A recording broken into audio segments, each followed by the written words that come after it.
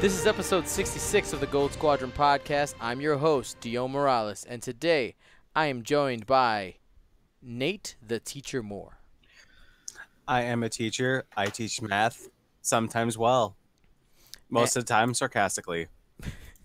And Pray for Mexico, Marcel Manzano. That's not what it says on the screen, but No, I'll but take we it all anyway. pray for Mexico. There was an earthquake and again, so just prayers out there. All right, guys. So first, I want to say hello, good night. Love hanging out with you guys, and we got some work to do. So let's get going. Before we get too far, I want to remind everybody that every Wednesday night we stream live from our store Pastimes. We'll be doing some league games coming up this week. There will not be anything on the Friday night grab bag because this Saturday and Sunday I will be flying out to another place this week. I'm going to be going to Seattle for their System Open, and we'll be streaming there on Saturday and Sunday. So that should be a good time, and we'll be bringing you the final System Open of the season, a live stream there. And we have some I don't want to spoil anything yet, but we might be getting one more major event here soonish, but we'll have to. I'm still getting some details on that. So, do we know what state? I can't say that because then it gives. Oh, things you're showing away. a super secret state. Yeah. Is it in this hemisphere? It is in this hemisphere. It is. Okay. It is here. I'll give you guys a clue. It's in the continental United States. Oh. Is it in the Midwest, East Coast, or West Coast? What time zone? I can't say. Is it north or south? I can't. I can't say. What is the regional accent like? I can't say. I'm done. What is the popular word? I'm done. Who's the most popular artist? Do they like LeBron or Michael Jordan? I mean, Michael Jordan's just straight better, but Is it Texas or Florida? they're grilling me. I think it's Florida. It's got to be Crips or Florida. Bloods? I think they got to be Texas or Florida. They're trying to get me, man. Just leave me. I know. It's We're trying to get you. We're trying to like get you to slip up and accidentally confirm Half-Life 3 somehow. Full jokes. Whoa. Yeah. But yeah, so actually I guess technically we have two possible things going on, but I can't talk about them, so we're done. Anyway, let's talk about the System Open that we just had this past weekend. We did stream live from there, the Columbus System Open, and before we go too far, we definitely have to say congratulations to our Columbus System Open champion, and that is Philip Horn Space E. Have to say it like that, otherwise all the filters go off. Horny. Ah, dang it. Or we could just call him Philip the Best Dressed Horny. It's He's Philip Horn Dog. it's his last name that sets off. Anyway, Sets off a trigger. Wow. Yeah, for YouTube. Anyway, congratulations, man. He makes my nipples hard. Oh wait, is that too far? You're setting off all sorts of other triggers, man. It's fine. It's fine.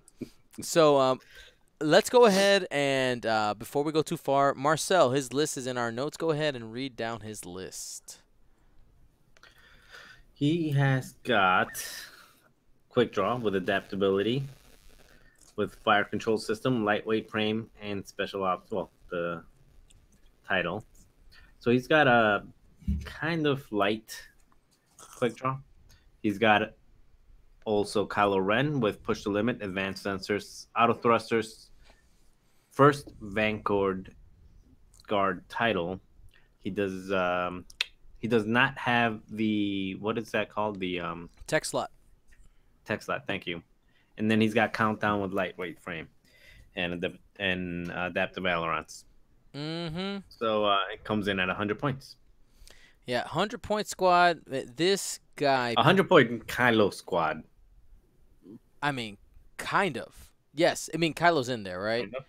But no, I'm saying 100-point squad with Kylo in it. So he's not pushing for initiative with Kylo. Is what I'm trying to say. No, he's not. He's squeezing every bit of efficiency he can out of this list. I mean, I will tell you, watching these games live, this man was playing out of his mind. If you want to watch somebody just make really great tactical decisions and kill boxes, blocking with ships that all have arcs. Yes, I know that Kylo can, with advanced sensors, can essentially go anywhere, but he was able to just pull off these really great sets of maneuvers that put him always in a winning opportunities. I mean, he just was always there, always ready to strike. There was several times where you weren't sure, like, oh, that ship seems a little bit like out of position, and it just created just beautiful kill boxes. He was able to draw people in with like hanging quick draw out as like as bait. And, I mean, it was really great. Some of his matchups, I want to talk about some of those because specifically in the top 4, he played against Cameron Murray, and he played this Scum Alpha Squad. Now, a big group from Canada out of the PTL area brought this Scum Alpha Squad. Nate, did you play against this squad by any chance? I did. I played against Tristan, who oh man, he did a great job. We'll talk about my game against Tristan in a little bit, but yeah, all the PTL guys. Cameron likes to call it jousteroo. Yeah, joustero. Like joustero. Joustero. That's it. Like I'm thinking like old school Manaroo. Yeah, just joustero. But like no, they're all flying it, and they all said it's kind of broken. I don't think it's broken. I just think it's pretty decent. I mean, if you can get the trick off, it's pretty nasty. So, it's just Joustero, however you want to say it. I've been saying Joustero now because of the Canadians, eh? Yeah. So you got it's NIM Ronnie and Ronnie, yeah. So you have. Stop talking about Canadians, eh? Yeah, exactly. So you have Deadeye, Harpooned, Contraband Cybernetics, the Vaxi title, Munitions Failsafe, and Guidance Chips on Justero. On NIM, you have Trajectory, Bomblet. There's no turret. What am I missing? Trajectory, Bomblet, Extra Munitions, VI, and the Havoc title. Genius, yeah. The standard NIM stuff. And he has no turret. Yeah, no turret, exactly. And Turani Kolda has a Harpoon Missile, Guidance Chips, and Veteran Instincts. So the trick here is you can essentially shoot 3 Harpoon Missiles at PS10. So you send, or actually Justero can trigger before. So you send the bomb first, you do a damage. That triggers Justero's ability that says when an enemy ship takes damage, at range 1 to 3, like basically that you can reach them, you can shoot, you can perform an attack. So you have focus and you have Deadeye, so you shoot a Harpoon Missile. That gets that first Harpoon condition on a ship. Now NIM can shoot a Harpoon Missile, use Guidance Chips to get the crit, or Turani. Like it, essentially you can get 4 shots and a bomblet. 3 of those shots being Harpoon Missiles into a single target if you manage range correctly. And I played against that squad as well, and it was gross. It was disgusting. It was really. I was really glad to see it because I was like, yes, destroy this rebel crap. And I was like, wait, I'm playing rebel crap today. You was playing as Cancer. Wait. You played rebel crap? What'd you play? You played rebel Cancer. Yeah, I played bad things. What'd you play? What'd you play? Be embarrassed. Say it. Say it. Own it. I played Miranda Lorick Ezra. And how'd you do? Terrible. 1 and 7. Why did you struggle with that, Dion? Like, what happened? What were your matchups like? I wasn't having fun. I had a good plan. I mean, it was right. There's three rounds in the first stage. I lost 2 of them, so I was out. So I'm gonna say this, Dion, and take it like a punch in the face. Okay. Wow. Like take it like I mean, take it easy, you know. Right. Take it like a glass jaw takes a punch from Tyson. Jeez. So very easy. So you have been flowing Kylo. You love Kylo. Yes. And then the day you decide to not fly Kylo, you fly the stuff that you hate and you have no fun with, Right. Kylo wins the entire tournament. Yep. Take it. This wasn't Own lost it. on me. I was a Wait, little salty for sure. I'm looking for a little bit more salt to rub in that wound. Yeah, it was felt bad. I'm looking. Good thing we don't live. Yeah. Good thing we don't live close to an ocean. Right. I'd have plenty of salt to throw at you. Right. So it's looking at me. Here's my Kylo. He's just staring at me right there. Just feel bad, Dion. Feel bad. Well, you know what though? Here's, I guess I didn't have the right Kylo squad though, right? Like, it wasn't Kylo No. in two boats. Well, here's what I like about Philip's list and everything. He has countdown, and people will usually just like disregard countdown and his ability, but then you realize that he's not exactly easy to kill. You know, even with like my Ray and throwing 5 dice at him, he could just be like, "Nah, I'll just take 1 Yeah, 1 damage. damage." And so this makes him in like this great blocker because he doesn't go down exactly easy. You could throw dice at him and try to kill him and everything, but it's just kind of like, oh, what'd you lose? You lost countdown. That was the whole point, is that he's just there to get in your way. And I bet you he's probably like that low-key damage where he just kind of, you know, throws in enough damage just to kind of really mess up your day anyways. Yep. Yeah, and the one thing I was talking to Philip, and actually one of his friends that was flying this exact list. His name's Brian Thiel, and he's also a deep core vassal player. They both brought this list. I guess some people are saying that Brian actually invented this list. While they were there, they were calling it our list. So I can neither confirm nor deny that. But the key they talked about is that lightweight frame on countdown makes it so that at least sometimes you can just evade the damage naturally. And so if you're evading some shots plus using his ability, that countdown can last for a long time. One perfect example was in, I think it was in Brian's matchup against Ghost Fen. You know, he kind of hung out countdown a little bit, but because he had the 3 dice available, he was able to dodge one of the TLT shots. Countdown was able to get in and start doing work after that. So lightweight frame, big piece there on the striker. One of the other matchups that Phil played against was a Rebel Alpha, which he said that he was more worried about. That one, I mean, I didn't totally agree with him, but at the same time, I get it. Because Aaron Kraken is the thing that worried him the most. Because he likes to use countdown as a blocker, right? So let's say you block NIM, but Aaron Kraken's ability is essentially a coordinate during the combat phase. So you attack with Aaron Kraken, you coordinate a barrel roll from NIM off of the thing that you blocked, and now all of a sudden you have something at PS10 shooting at you at range 1. But yeah, all those games around there, really, really great competition that was there. Paul Heaver was there. I'm not sure do you know, Nate, by any chance, who won the hyperspace? I don't know. Saturday? I know it was between Ryan and Paul Heaver. And all the way at the end, it was Ryan and Paul, Ryan Fleming and Paul. Oh, that's awesome. Yeah, it was kind of funny. Cool. And you know what it was? It was cancer versus cancer, and everyone just said, you know what? You deserve each other. It was Miranda on Miranda. It was Miranda, like, Fen Lorick versus, like, Miranda, Ezra Lorick or something. I think, like, Ryan had, he had a different version of it, which was kind of more fun and everything. He was doing something a little bit different. Cancer, that's more fun. I know, it's more fun. This is the one that gets you, you know, right between the eyes. Right. Right. So, no, that was kind of funny. My trek through the system open wasn't the best.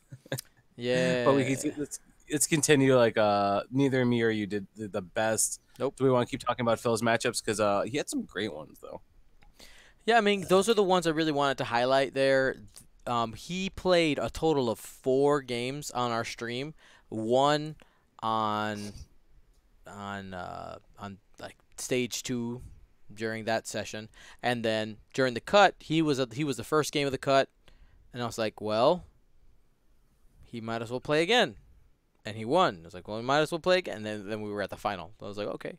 So, me as a media person, the narrative that built for me in that stream and those YouTube archives is the stream was Philip's journey to the championship there. You saw him play 4 very different lists and overcome them with this, what might be considered a suboptimal squad. You have 3 ships with arcs.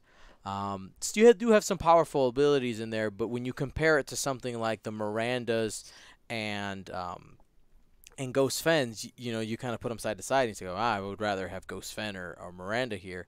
And he just said, no. Or Lorik, Miranda, Ezra. Right. I'd rather have. Yeah, exactly. Are we gonna like make some like 1990s like VHS about his rise to like the championship, like like circa like what was it 1984 Bears? Right. If I find some extra time, we can do that. Okay, make sure it looks really grainy as hell. Yeah, put a grain filter on it. We can make that happen. Mm-hmm. So before we close out our section on the Columbus System Open and I just said like I wanted to talk about like my run really quick. yeah, I was gonna say, what else did you want to bring up? Go ahead. No, like I went against Zach Barton. Let me tell you, Zach Barton blew me apart. That was fun. No, I didn't do the greatest. I lost against Zach Barton was my first loss because he has Nathan ID's core and horn build and he flies it very well. Mm-hmm. He does, like, him and Nathan talk about it and they kind of plan it out and he just sets it up very well. I did not do so well. And then my second loss was against Tristan, who had the what do we call it again? Justero. Yeah. And Joustero. And I could usually do fine with these alpha builds. The trick is for me is like I just have to get in range 1 of you, and if I get in range 1, then I win. If I'm at range 3, I lose. And typically, it's a guessing game about, well, if I go short and you go short, I win. If I go long and you go long, I win. If I go short, you go long, or I go long and you go short, that's when I lose. And that's kind of like what happened is I expected him to kind of castle because everyone been telling me, oh, he's been castling. I'm like, oh, okay. So if I just kind of inch up, and then go screaming into your face, I kind of win. Mm-hmm. But he didn't do that. And I was like, crap. He called the matchup. He called it. He called the matchup. Yeah. So he played it well. And he there was this really great moment. I was just slightly behind damage every time. And I got in this one spot where I got hit, crit against NIM. And everyone, oh, dang. I'm like, yeah. 2 hits, 3 crits. Oh, man, if one's a direct damage, I win. That didn't happen. So NIM survived with 1. You mean Corin? No, NIM. What? You were just talking about... Is it different matchup? This is Tristan's. Oh, Tristan. Yeah, this is Tristan's. Tristan. Sorry, I missed. Yeah, I already moved it. on from Zach's. I missed the transition to Tristan. Sorry about that. No problem. Yeah. But no. No direct. No direct. No death. No direct, no death, and I lost. It was okay. It was a fun match, and that's what I really enjoyed playing with all the PTL guys. They were really fun, just wonderful people, and I really like playing with them. So I think it's great that they can get like a bus of guys together and just be like, oh, let's go hang out and everything. And didn't Tim kind of like help you narrate a lot of those matches too? Yeah, Tim Rouse, a.k.a. Timbo Slice, helped me out in the commentary booth. Also on Stage 1, Stage 2, Devin Monkhouse, also from the PTO group, helped me out as well. So thank you to both those gentlemen. Great. So yeah, I just didn't know, like, and I don't know if we want to talk about this, but do we want to talk about the format to like System Open and like the flaws we saw in it this weekend, or? We could. So, sure. Let's open up the floor because I think a lot of people have different opinions of this. So if you're not familiar with the System Open format, even though we've been talking about it a lot, maybe you're just tuning in. The System Open format breaks down into 3 stages. In Stage 1, you have to be 2-1 in order to get into Stage 2. You have to be 2-1 or better, or undefeated. And in order to get into Stage 3, you have to be 5-1 or better. So essentially, you lose twice, you're out of the tournament. When it comes to standard large base tournaments, a lot of times that's the way it works out anyway. 2 losses gets you gone. I would say competitively, the format for me really makes sense because it essentially takes away some of the baby seal clubbing that could be possible in the later rounds. You know, if you end up with a lower tier player who's like had some decent matchups and all of a sudden they're up against like, you know, a Paul Heaver in round 4 and they just get, you know, destroyed. But at the same time, like, I don't know. I like it, but this was the first time I had ever. I mean, this is only the second one I played in. The first one I got all the way to top 16, and that was at Adepticon. And here I got eliminated in the first stage. It did have a sense of feels bad though, because that's all I had gone to do. I was like, I came to play YWing and stream on the side, and like I got eliminated really quickly, and I was sad. Well, that's my problem with it, is that like let's say, you know, I spent X amount of dollars to get me and Allie in this tournament, and you know, if she went like the first 2 rounds, got knocked out and everything, then it's like, well, what does she get to do the rest of the day? She doesn't even get to play anymore. It's not just, it was like $36 just to join in that, plus whatever like the ticket is for the, you know, The convention. And so then it's like, well, just, you know, you're done, go home. And I'm like, well, that's kind of crappy because you don't even get to continue playing anymore, which I get and everything. I feel like if you spend that money, you should at least be able to like get in the hyperspace for free if you get knocked out right away, or you should be able to get in the hangar bay for free, something like that. Because I felt like that was just really kind of crappy. It's like, oh, I spent this money, you get nothing, go home. Well, so my counter argument to you is that you knew that's what the case could have been. So when all the other ones you have done really, I hate that argument. We'll talk about that in a second. Go ahead. I'm saying like all the other ones you've done well, right? Like you made it to either the second stage or stage 3. So like, yeah, it does feel bad when that's the only thing you have to do. I think it feels worse at a convention because it costs more. Probably. Well, these are all at conventions. Not all of them. They have they've not almost all all of them. Almost all of them are at conventions. I gotta agree with Nate on that though, because you lose 2 games out of the first 3, and then you don't play anymore. It's different than a regional. Let's say it's comparable to a large regional. It's comparable to like a pastimes regional, right? Yeah. Mm-hmm. And there, you lose your first 2. You still play out the rest of the game on the rest of the day until you decide you're kind of bored and don't want to play anymore. Right. And then there's still side tournaments. You get auto bought in. You get your buy-in automatic into the redemption tournament the next day. I mean, at the end of the day, this YWing is a game, and we buy ships. We spend a ton of money to travel to these events. We spend a ton of money to buy these ships, buy these expansions. Soon we'll spend it to buy the upgrade kits or whatever they're called. Mm-hmm. And we do it to play a game. And there is a small percentage, if you're looking at the whole, that can consistently make cuts and consistently advance to later rounds, which means the majority of the people that try to go to these events, they're going to miss out on a lot of YWing and playing and having fun, and that's why they play. You know, I remember at some regionals, I think the worst regional I did was a 3-3, and at the 3-3 regional, I think I was like 2-3, and I was playing against another 2-3, and that was one of the most entertaining matches I had because we both knew we were playing for absolutely nothing, just for funsies, right? And we just shook hands, and it was basically league night at a regional event, and you're taking that away when you have this format and you don't have any type of like fallback plan. So maybe for the people that lose. So maybe what they do is maybe they keep the similar format, but everybody who gets cut in stage 1 moves to a separate like side tournament that's not for necessarily, you're not playing for an invite anymore. You're playing just for maybe a set of prizes that's available only if you get knocked out, or something that would have been available, but it's not like the top prizes, something like that.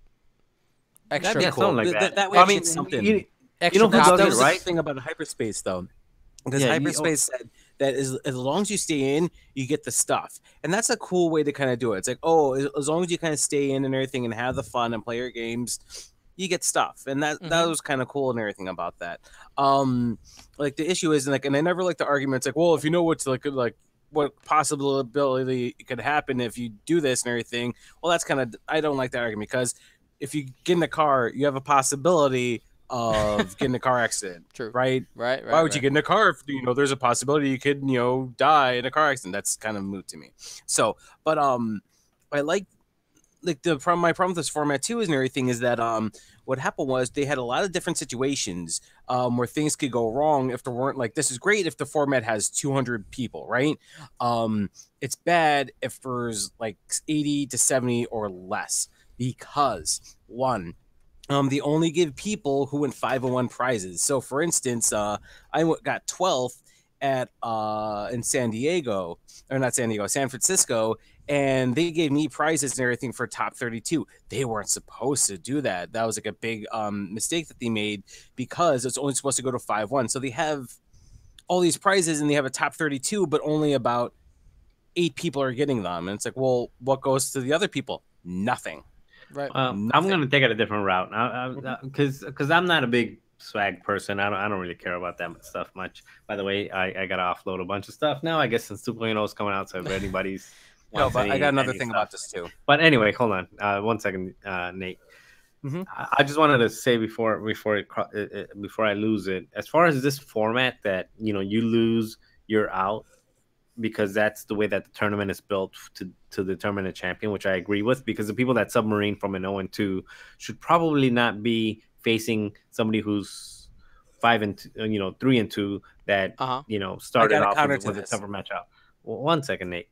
And the ones that did it right, I believe, are the people from the campaign against cancer, where they pot it and they break it out. But even the pods that are in the losing side of the pods, they still, they're still playing for something, and they're playing competitively against people that are at a similar.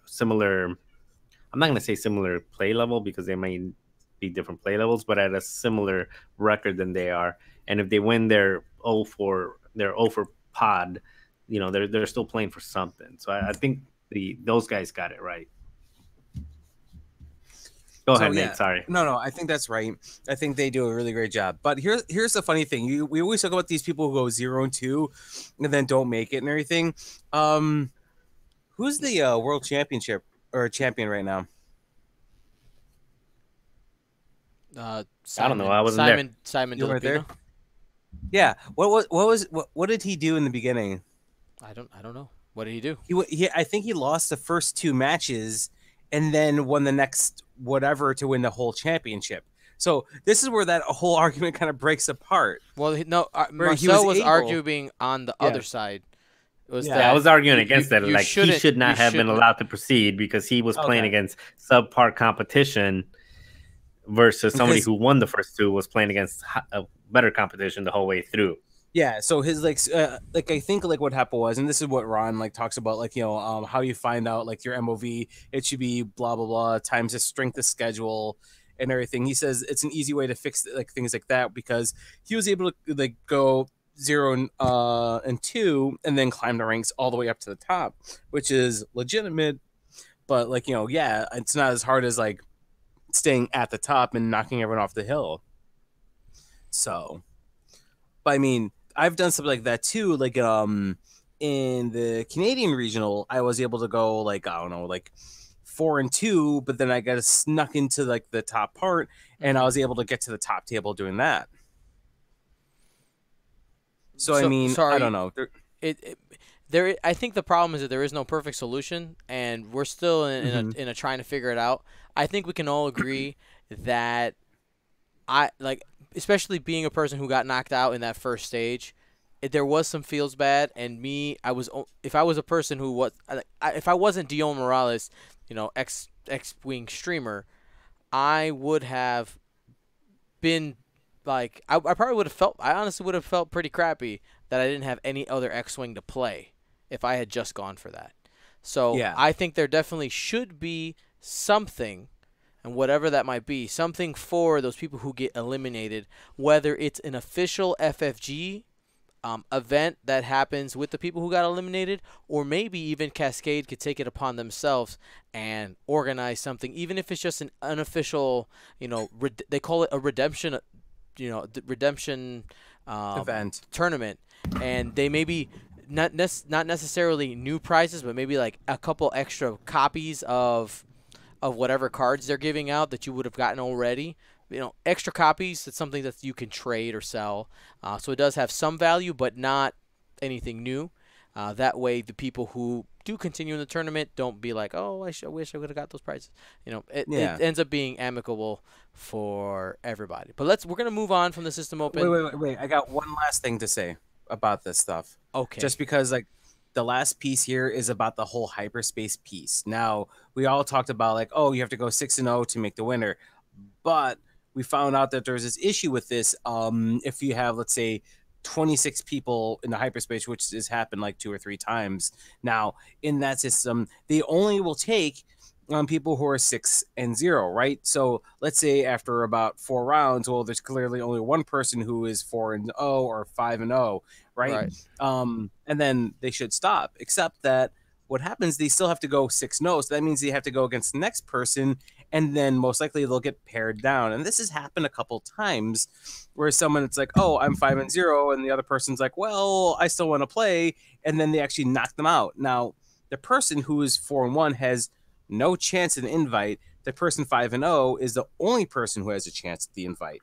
And so it's kind of just one of those dream killer type things. I mean, to like take that invite away from that person, and this has happened a couple times, and they've said like, oh yeah, if there's no 6-0s, then there's no invite, nothing.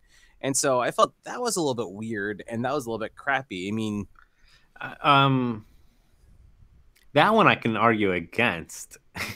Again, Nate, I like having you on. I need somebody to box against. But I disagree with that one because to me the hyperspace is. No, I'm just saying. To me, the hyperspace is not the actual tournament. It's the bonus. And they're saying like, if anyone can go undefeated this day, they get the invite. That's simple. They're not saying you're not winning. You're not winning the hype. You're not winning the System Open.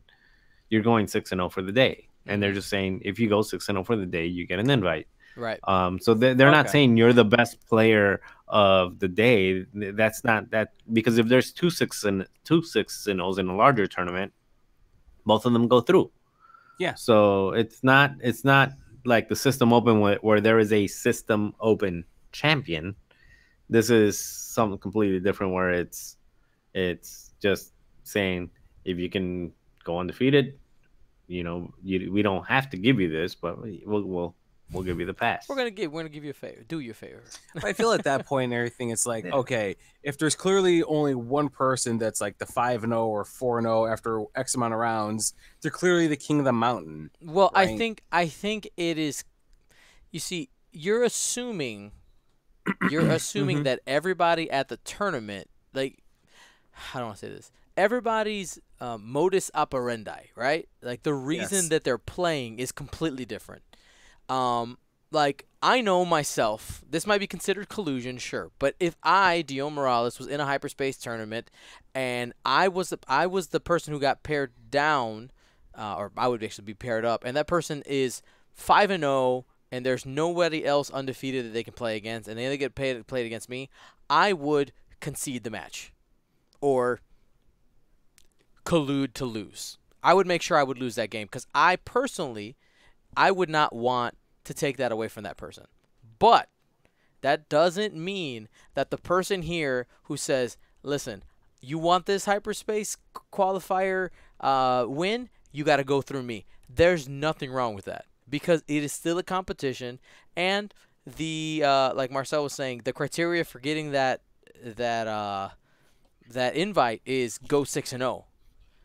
So I think like people can be on both sides, and just understanding that there are both sides, and I think Nate, you're more on that side of you don't want to take it away from like the only person who could possibly have it, and Yeah. and Marcel, I think he's on the side of like, You well, better earn it. you got to earn it 6-0. You didn't do good enough to get into the the actual hyperspace championship, so let's go. Yeah, and that's where where it's kind of an not an oxymoron, but it's kind of opposite ends of the spectrum. Where on the hyperspace, the rule or the point is this is a bonus stage. Go undefeated, you win. If the rules were a little bit different, where they say this is a hyperspace, win 4 matches 100-0, you're in. Then you can go 4-2 with a couple 100-0s, and you're in. I mean, that's the qualifier. Yeah, But in who a can get to tournament the top. setting where you're trying to determine the best, and I like that whole that everybody wants to root for the underdog, and the submarine is awesome. The 0-2 that becomes the world champion is awesome, and I'm not trying to take anything away from I don't even know his name, but I'm not trying to take any or Simeon. Simeon. Sorry, Simeon. Been out of it for a bit, but I'm not trying to take anything away from Simeon for doing that. That's quite a feat.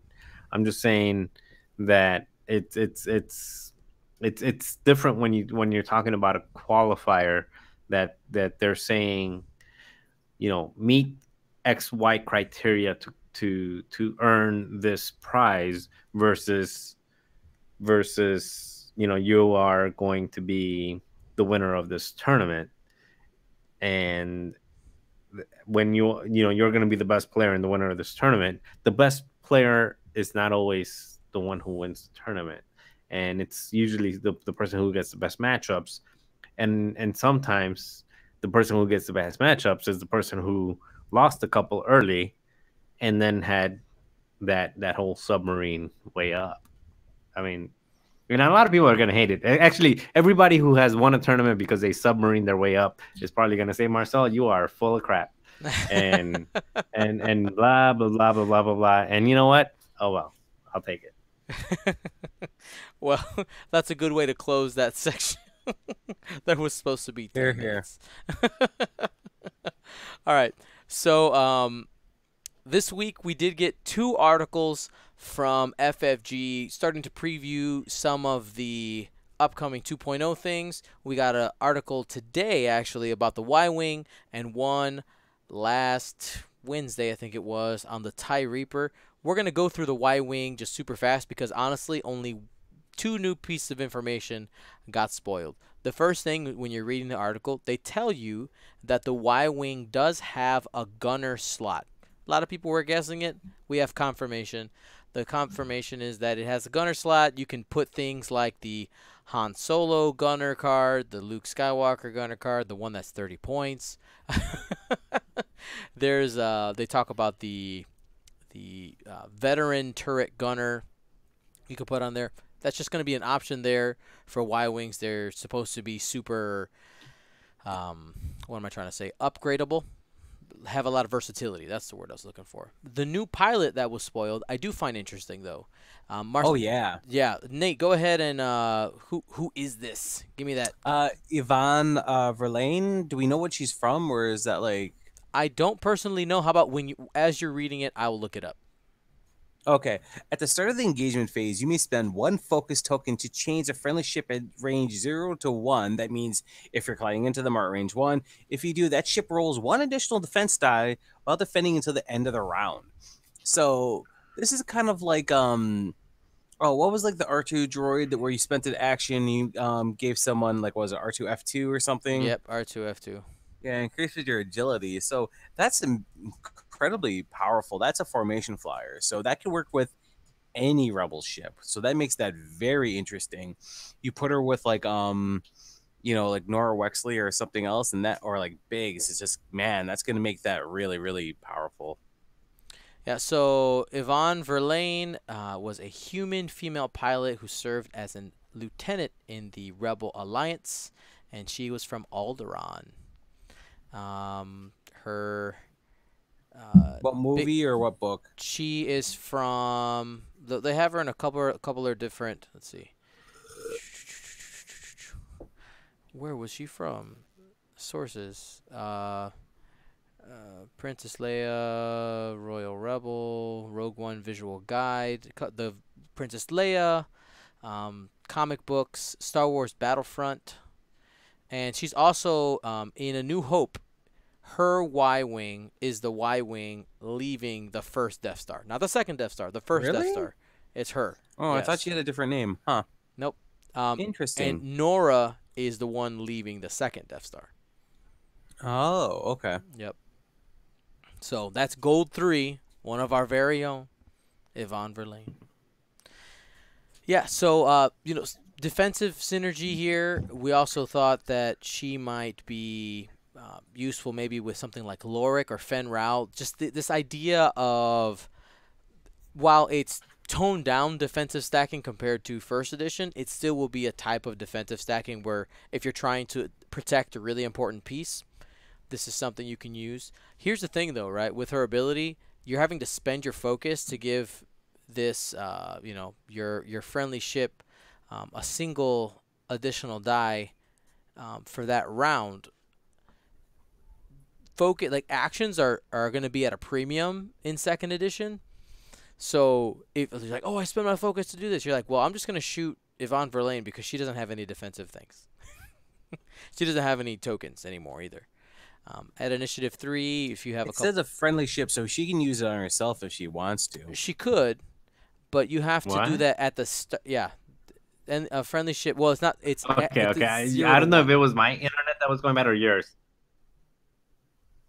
What What it do you mean? says? A friendly ship at It's range just 0 to 1. metallic. No, everything. You don't have to repeat it. I just heard a bunch of metallic stuff. Oh, weird. Anyway, she could use it on herself, but she has to do that before people shoot. So it's like, all right, start of the engagement phase. I choose this pilot. Like, well, I'm going to shoot this one instead. Though, right? That's probably the point of her ability is to, like, draw fire from a certain one. It's like, hey, it's harder to hit this one. So that's just an idea there.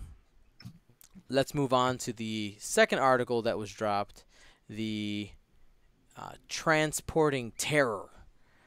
Okay?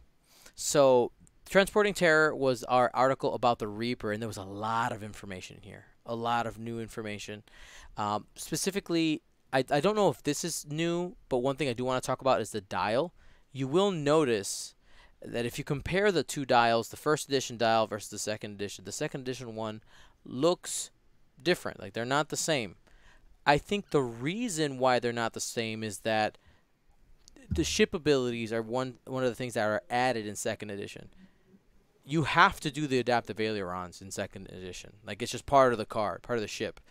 In first edition, you don't have to. So they kind of build it in this halfway point. They're like, well, we have to make it okay and usable if they're using it without adaptive ailerons. But I think most people are going to use it. But anyway, so specifically, both have the 0 stops. Both have red 1 sloops. In first edition, the 1 hard turns are white. In second edition, they are red. First edition, 1 banks are white. Second edition, 1 banks are blue. Both of them have blue/green 1 forwards. When you get to the 2 level, both of them have 2 red hards. In first edition, the 2 banks were green. In second edition, they are white. 2 forward, the same, green/blue. We get to the 3 speed level. The 3 banks were red in first edition. In second edition, they are white. And the 3 forward was green/blue. So what it looks like to me is that they made the I feel like they made the Reaper a little bit faster in second edition than in first edition. Not by much, but a little bit. Especially having those 3 banks that are white. It can go straight and bank a lot, but it cannot hard turn. No, it cannot. Like, it doesn't have any 1 white reds, turns. 2 reds. Yeah, it's gonna be really hard for that thing to turn. It can flip, and it's got a really short, cute flip. It's cute. It's really cute. But you have to move, right? So you got the adaptive ailerons and then flippy. Yeah, so I mean that's the thing. It's a big base ship, and it has the adaptive ailerons, which makes it move way faster than you think it would. So that's a big deal. It will be able to bank. It will be able to turn pretty good with the ailerons on. Mm-hmm. Yeah, so in order to do a turn, what you're going to want to be doing is like a ailerons one bank, and then you dial in a one bank to kind of get a turn, because 45 plus 45 equals 90. Math. Are you proud of me, math teacher? I am proud of you. Yes. Except as you're way off. Excellent. The pilots we had seen before, I think, but just in case, we're going to go through them. Okay? So, Marcel, give us the Initiative 2 Vizier. Visor.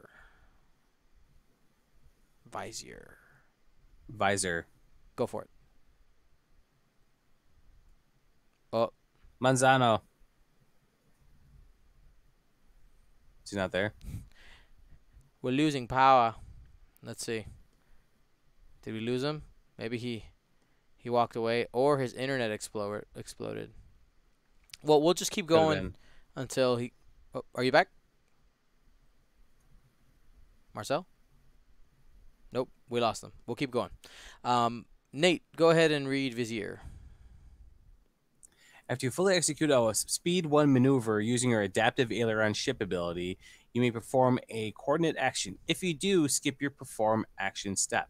So you're allowed to boost yourself forward a little bit, give someone a coordinate, and yeah, then you don't get any more actions after that.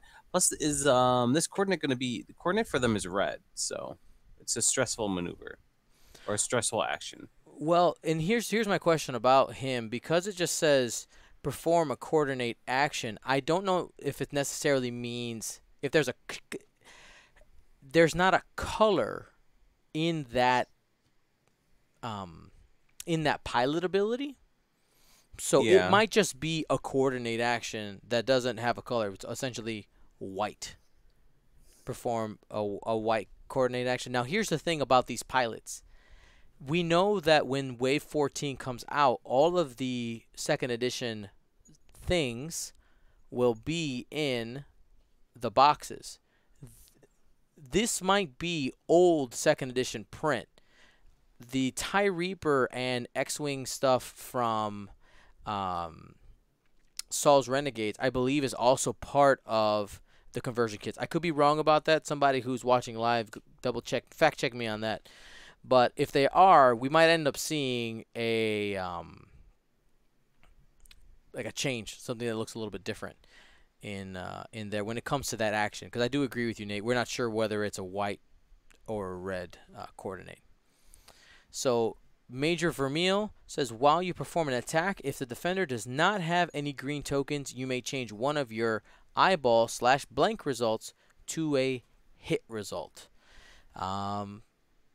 Yeah, so if you've been jamming people, that's what this is going to work with, because jam takes away those green tokens.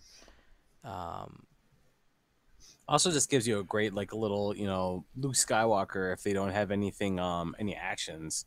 Yep. So if you have someone stressed out, or they just didn't do something, or they wasted it on something else, then it's like, oh, I get a little bit of a bonus. Yeah, I think if people are trying to be offensive with with a Reaper, I think this is the one to go with. If you're trying to be defensive, it's the next one, which is Captain Faroff, which says, while you defend, if the attacker does not have any green tokens, you may change one of your eyeball/blank results to an evade result. So again, you're trying to use jam to get rid of these tokens, and you become more defensive. So maybe that might be your premier Palpatine carrier. Yeah, if that's you're definitely the one that you want to keep it on. safe. Yeah, but they're only going to be Palpatine carriers for like a couple months before. I mean, if you continue to play 1.0, you can do it indefinitely. But yeah. Well, Is there a Palpatine in 2.0? There is. It's a little bit different. You can only change focus results, but it's still relative to the game. It might still be just as powerful. We're not sure yet. Okay.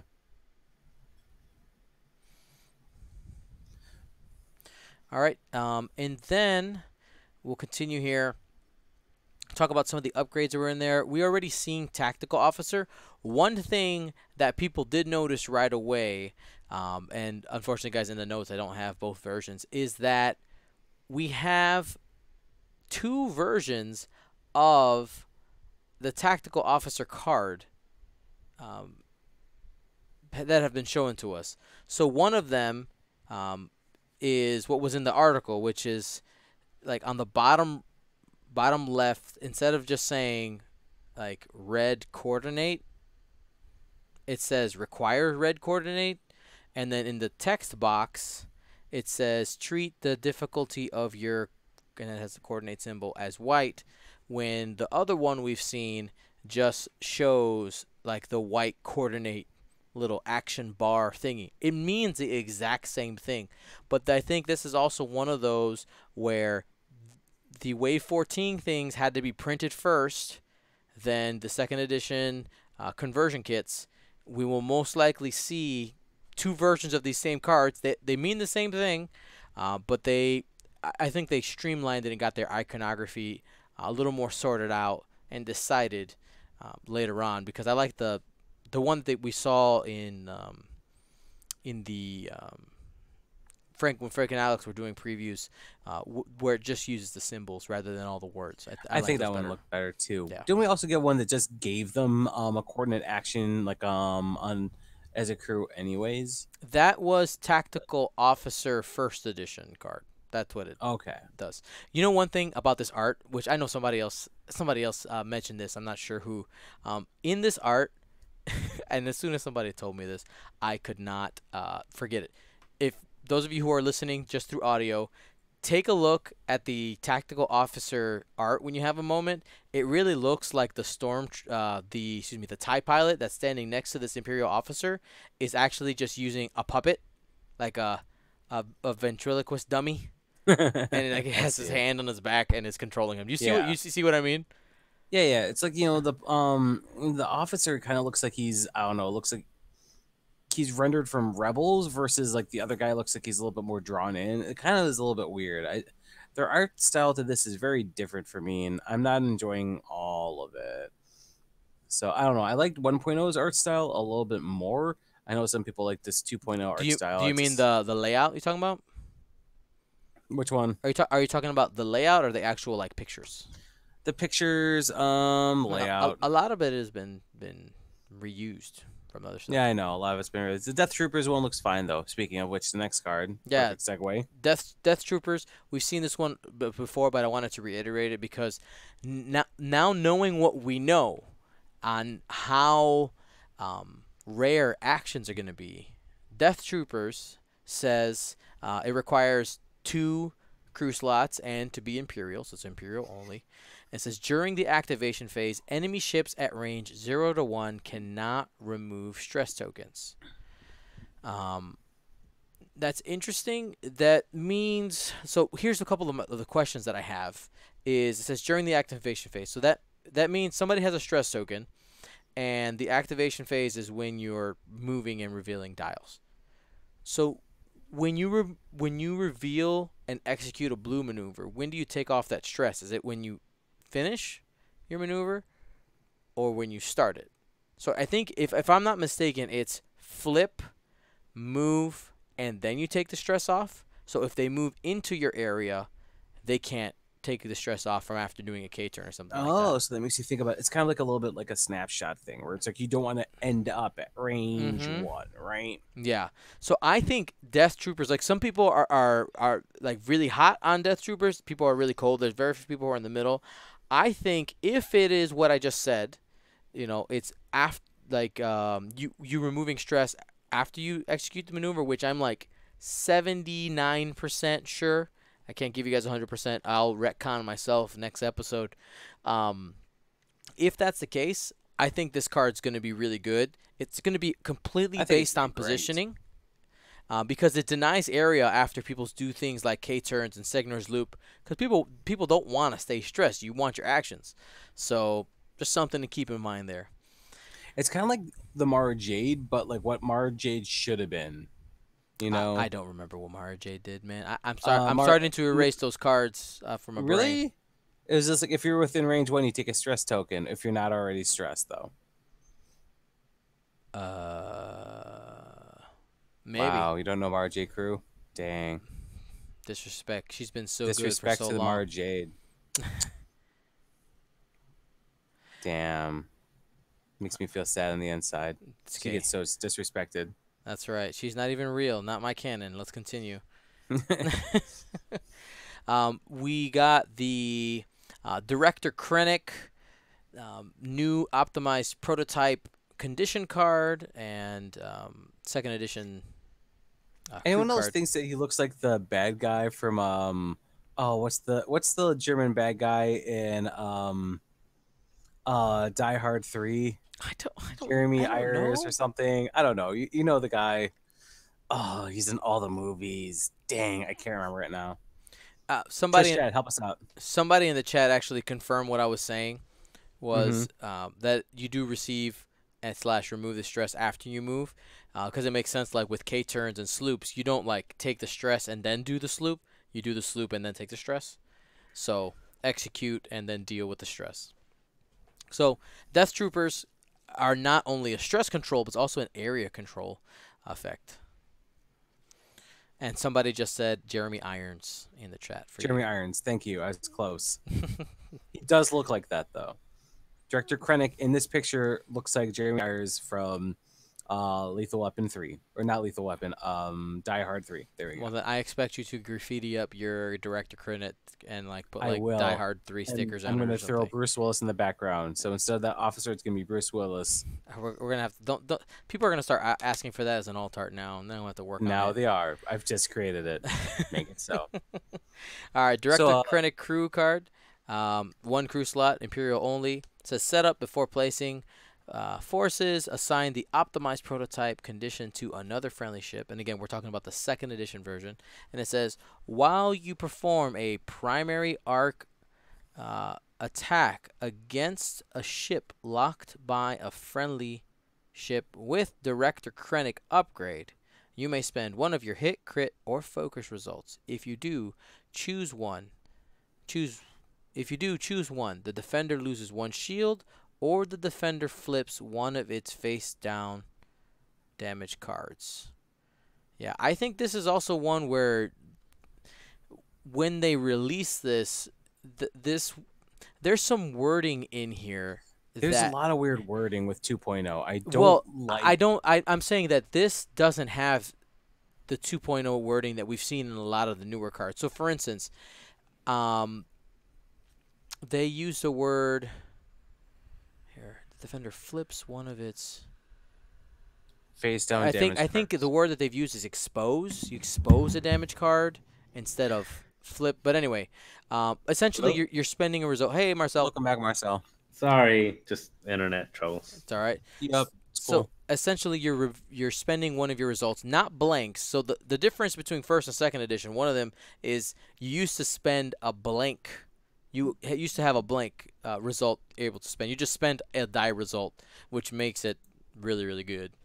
This is quote unquote worse, but we don't know where it is relative points wise. So we'll see how good or bad it is in practice. So essentially, if someone has like you have your optimized ship, right? You have like if you perform a primary attack against a ship locked by that optimized ship and everything, you can spend one of your things to remove a shield. Yeah, or flip a damage card face up, turn it to It's a like crit. does the defender chooses, right? The defender chooses.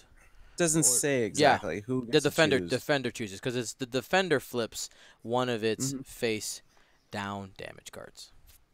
Now we've gotten to the one I really wanted to talk about because I think this is the best card in the pack. Now again, relative to all points that we do not know, but I think this is the most powerful one, or could be one of the most powerful ones. Where are we? ISB Slicer. ISB Slicer. Okay, all the way at the bottom.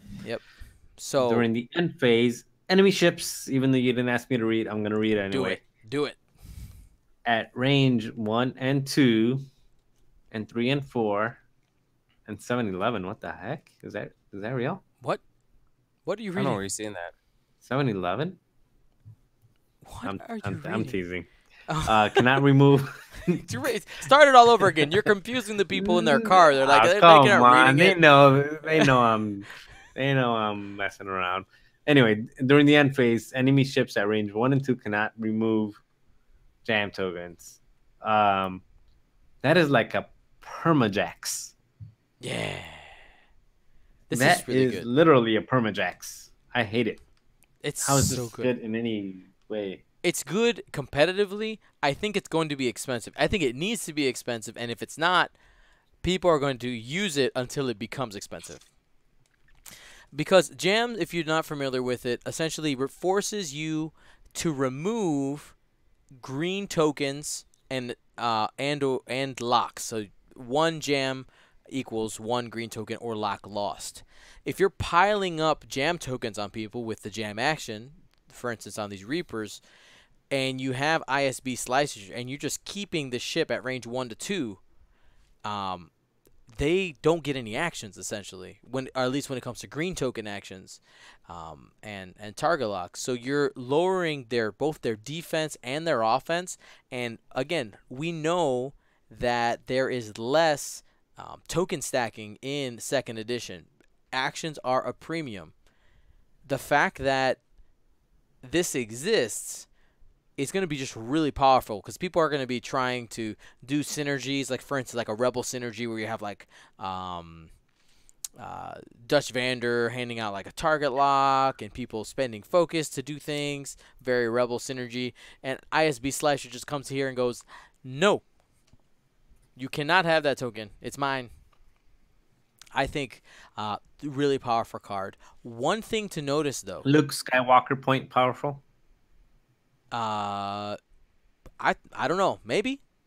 Sure. I would say yes. I'm going to commit. I mean, yes. Yes. I mean, because think about it. Depends on who can equip. Do we know who can have this? It's just crew, right? Imperial crew. It's crew.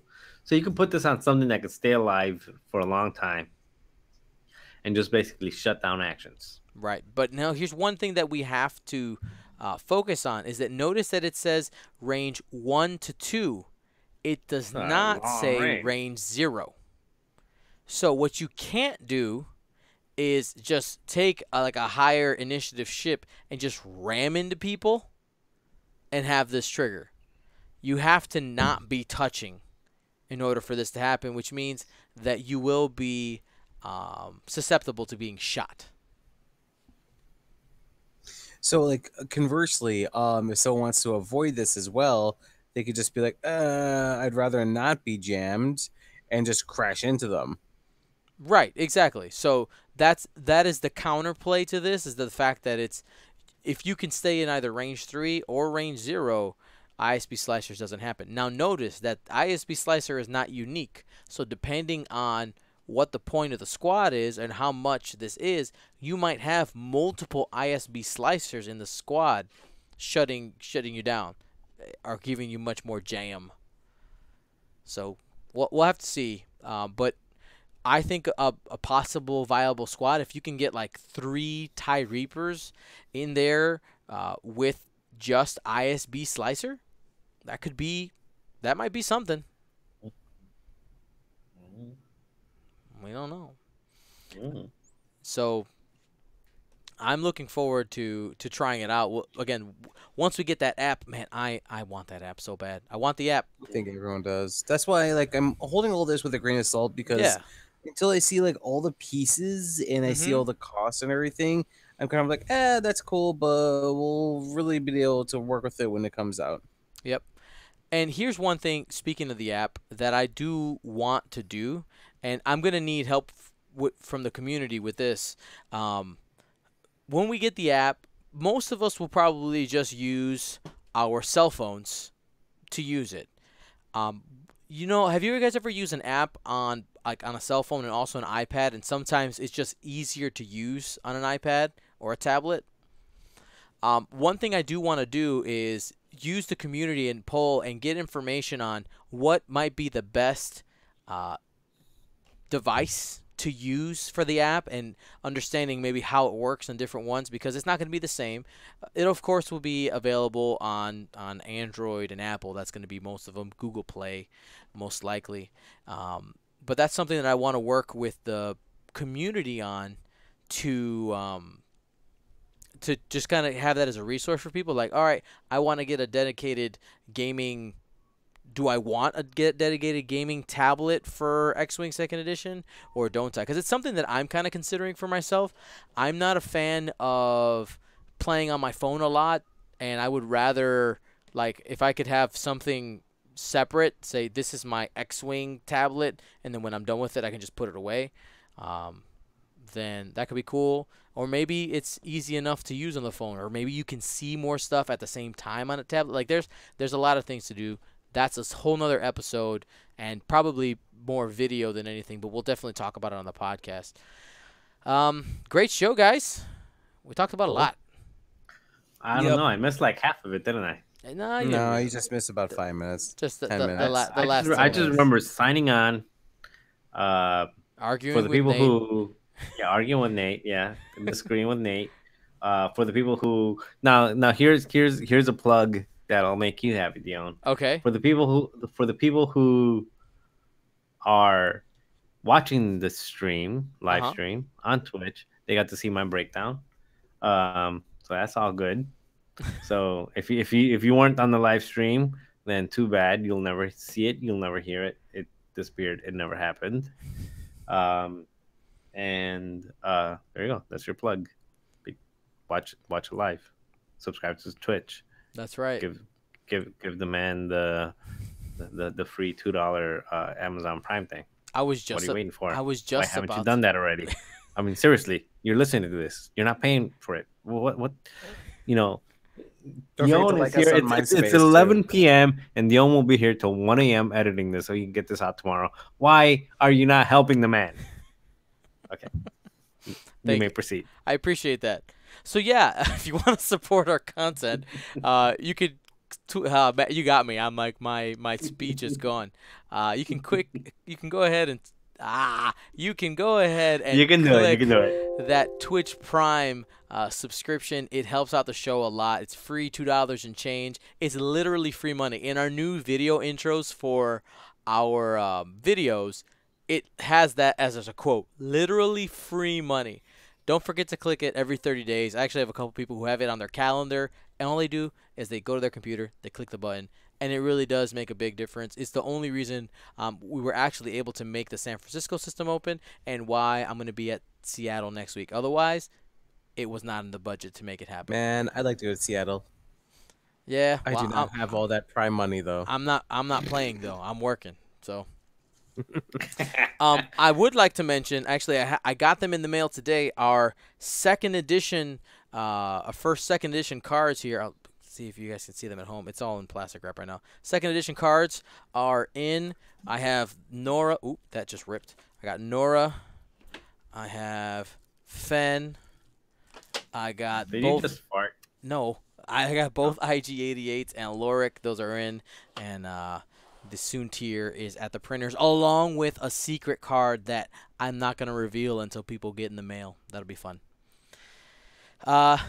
If you'd like, you can also help us out by becoming a patron. That helps. Go to goldsquadron.com to also go to our shop, and you can shop on there. We have our older cards there. We'll also have the second edition cards up after the patrons get them. But honestly, it's a much better value if you just become a patron. It's significantly cheaper. But anyway, my name's Dio Morales. For Nate and Marcel, we are Gold Squadron. Gold Squadron, out. Looking for the button. I lost it. For the what? The button. I lost the button. You forgot to plug us on MySpace, Friendster, and Zynga. I got I got two solo track things. Is that fine? It's gonna be fine. Explosion. Don't forget to like.